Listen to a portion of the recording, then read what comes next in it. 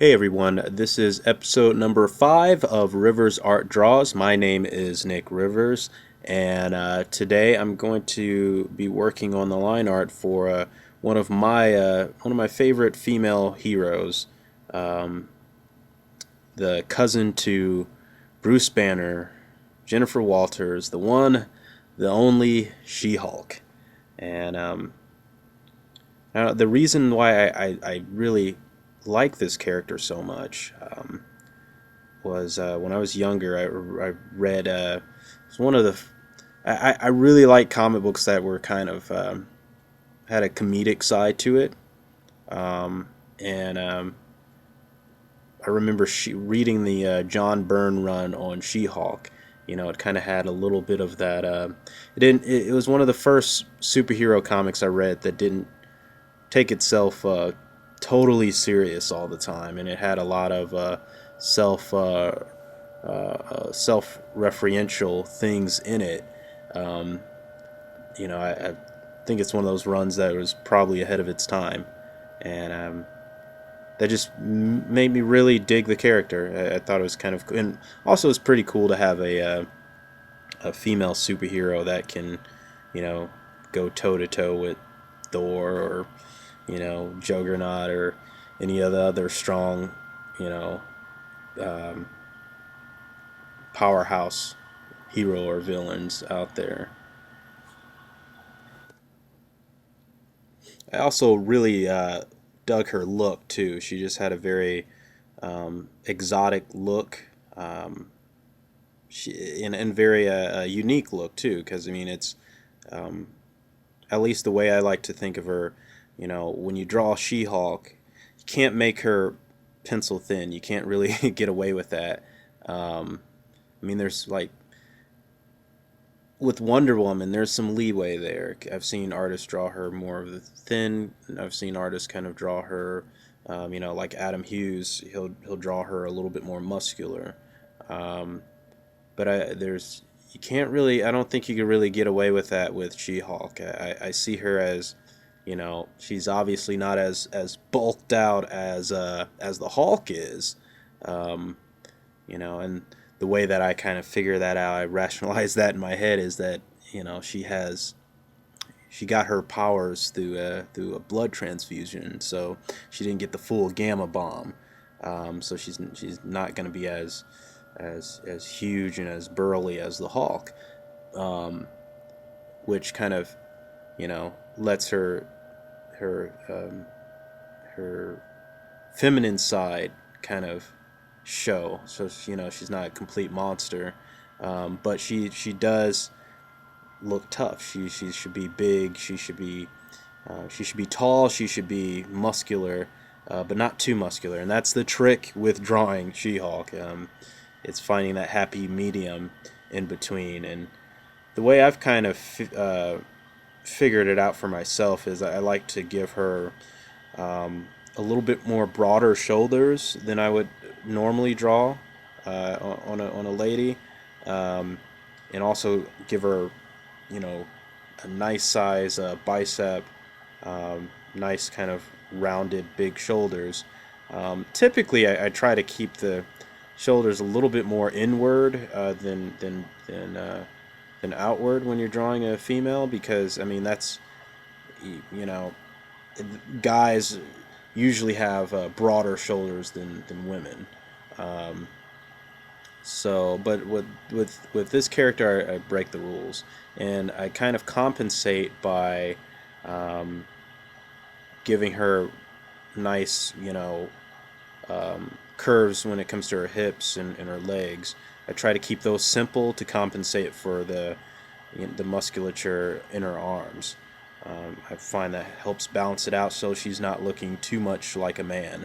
You can easily get into that.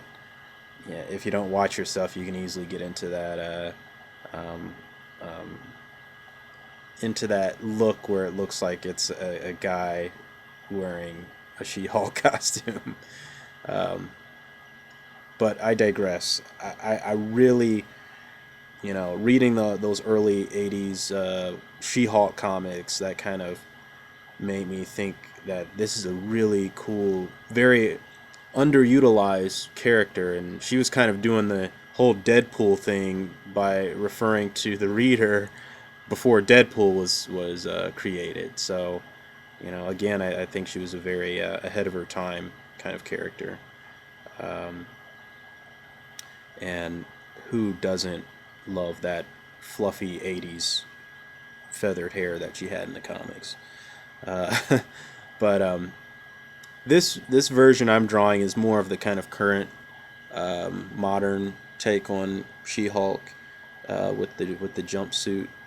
Um, and I've drawn. I didn't really use any reference for this. I've drawn this costume a few times, so I kind of knew how it should look. Like I said, being a She-Hulk fan, I've drawn her a number of times. Um, Yours usually ends up being a She-Hulk um, sketch in most of my sketchbooks that I keep. Um, so this is another one to add to the queue. Um, I wanted to give her a kind of a playful look, but she's also showing her guns. Maybe she just got through working out. I don't know. Um, Another thing about She-Hulk too, I gotta say, is I'm really, I love to see. I just finished watching Jessica Jones, and got me thinking. I was like, I wonder what it would take to do She-Hulk in live action. I mean, the Hulk is a very popular character with the Avengers movies, and it doesn't really seem like we're going to be getting any more solo Hulk movies. From what I've read, it looks like they're going to stick him in, the next Thor and possibly some other films down the line. But I was like, well, maybe they could do like a She-Hulk Netflix show. You know, I don't know. They probably won't go that route because it looks like they're trying to go for the darker tone stories for their Netflix shows. But I don't know. I'd really like to see. I think it would be a challenge for Marvel also to do She-Hulk in uh, in film, because her look. I think her look would be something we haven't seen before. Um, I mean, if they do it right.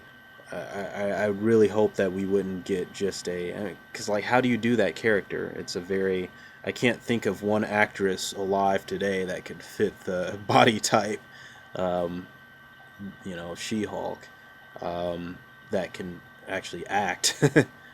But well, right here, I flipped her around horizontally, so I could pinpoint some of the mistakes that I made. Whenever you're doing especially like a three-quarter view drawing like this, um, sometimes what looks right in your mind is not really right. A good way to kind of see those flaws pop out at you is to turn it around, to mirror effect it. Um, it's if you're drawing on a sketch pad, or just on paper, a good way to do that is just go up to a light and flip your drawing around, and you'll start to see maybe some anatomy is not really lining up correctly. So it's like I said, especially for these three-quarter view drawings, it's a good way to point those mistakes out before you start inking it. And another thing, a new thing I've kind of started, and not really that new, but sort of a new thing I've started to do with the teeth. I like to try to get the shape in more. You can do, you know, I in the past, like, I would just draw a line for the teeth, but I don't know. This kind of makes it look a little bit more realistic to me. I've never really tried to aim for total realism in my artwork. You know, can I do realism? Yes. Do I? Is it a goal of mine in my art? No. Um, it's really just trying to get the main idea down. Um, Get that wink in there. But yeah, I don't know. Like She-Hulk, she again, like I think she's a character that she gets. I don't know. I guess she gets a little bit of love in the comics, but it would be nice to see her branch out and see her in some of the movies. You know, like I said, it would just really be cool to see how they would go about um, doing the effect of her character. You know, because I imagine her to be maybe like, I don't know, around, you know, maybe as tall as the Hulk, 7 foot tall, you know, 6.5 foot tall, but really built, um, but still, you know, still has that sexy feminine charm to her. Um, so I don't know, but going in, putting some wrinkles in her costume here, and for the wrinkles, I use the marker tool. Um, I think it was set at point 15 or point 10. And then for her chest, I'm using the Maru brush, so I can get that thick to thin line.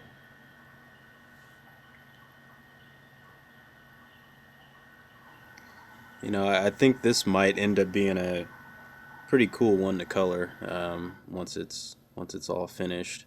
Um, might have to do a Rivers art coloring video for this.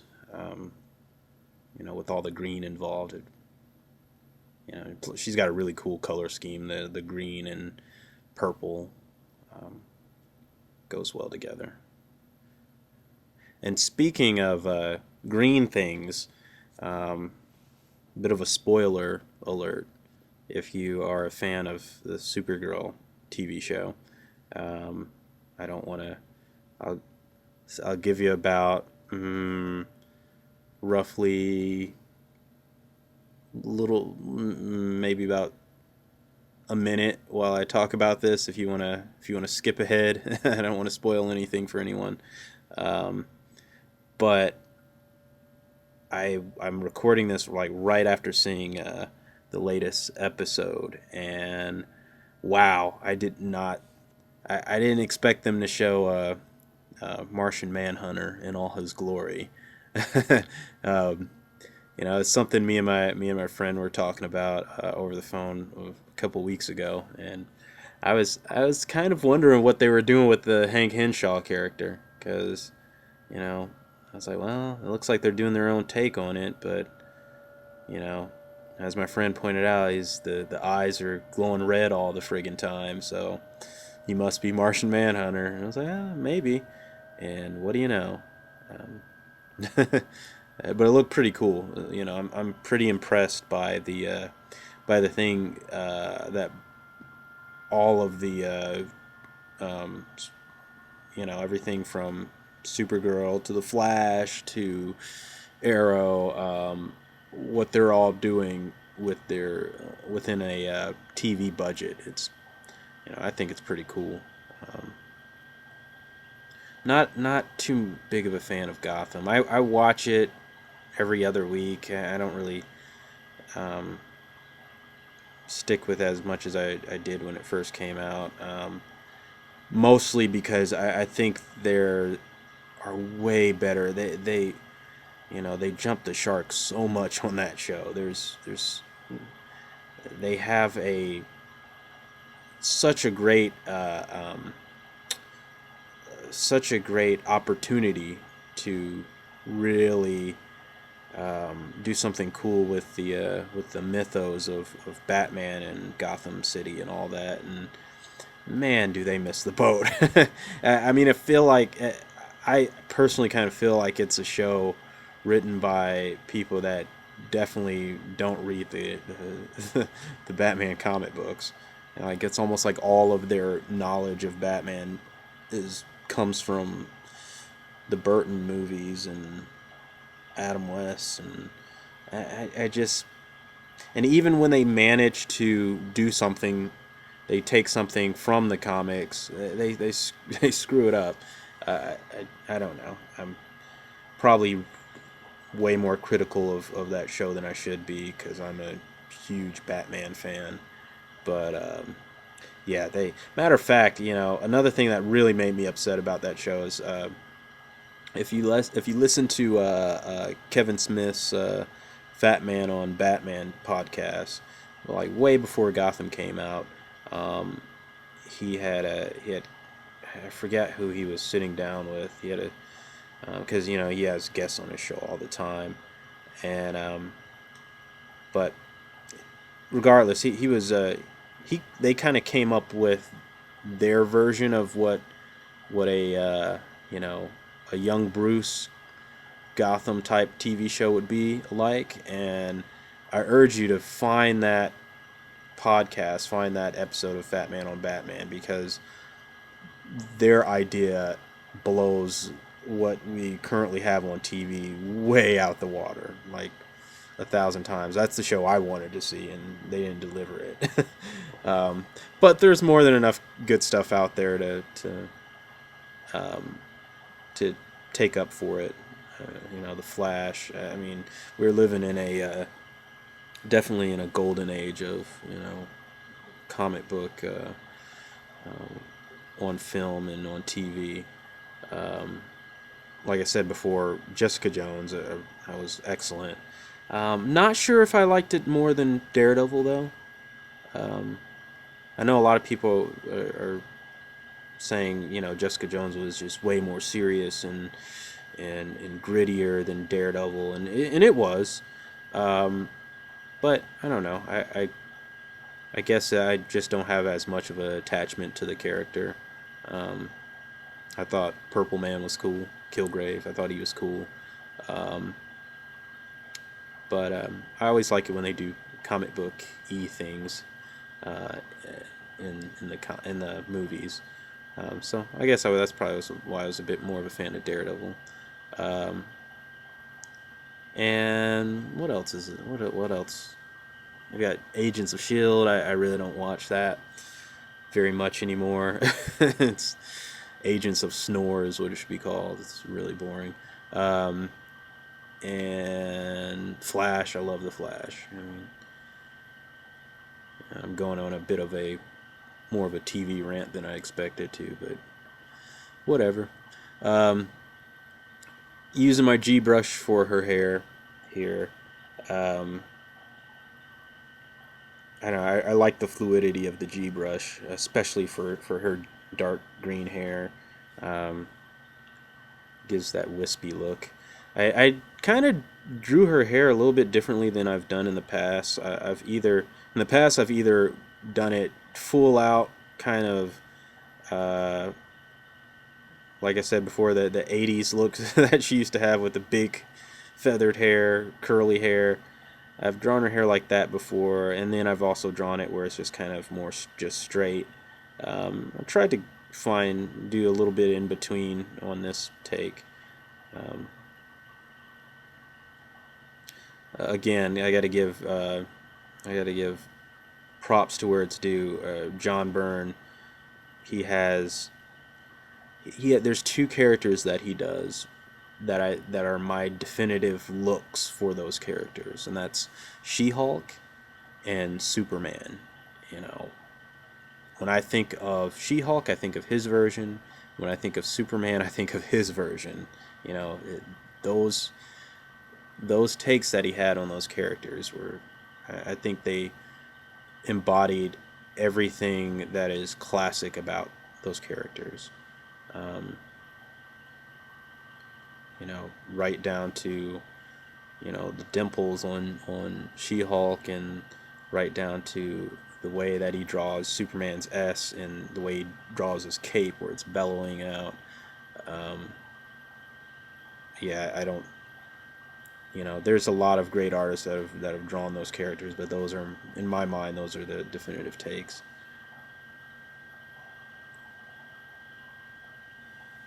And going back into her suit and adding some dark areas to kind of show the texture of her suit. You know, suggests that it's a reflective material.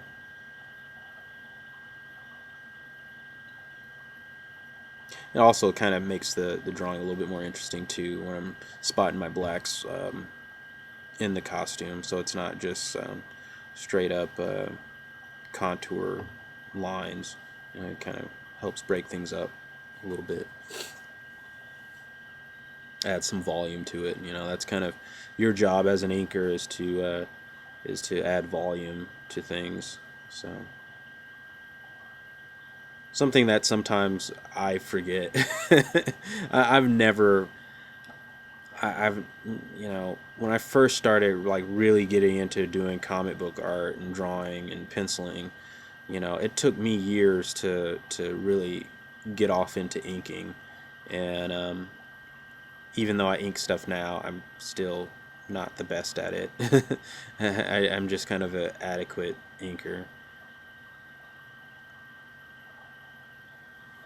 And now that the drawing is kind of done, I figure we'll add a little something to, a little extra spice to the background, and you know, for some reason she's hauled off on the wall behind her and punched it a couple times.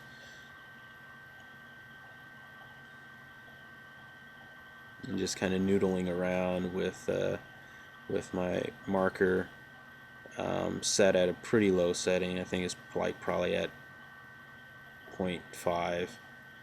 Um,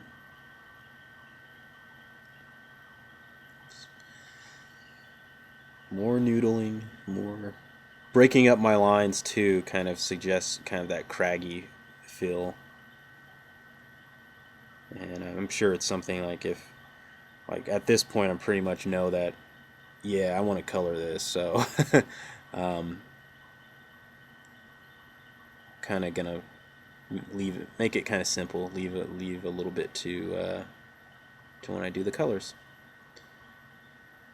That just about does it, guys. I will have the link for the finished artwork in the description box. Please like, comment, or subscribe. Thanks for watching, guys. I'm out.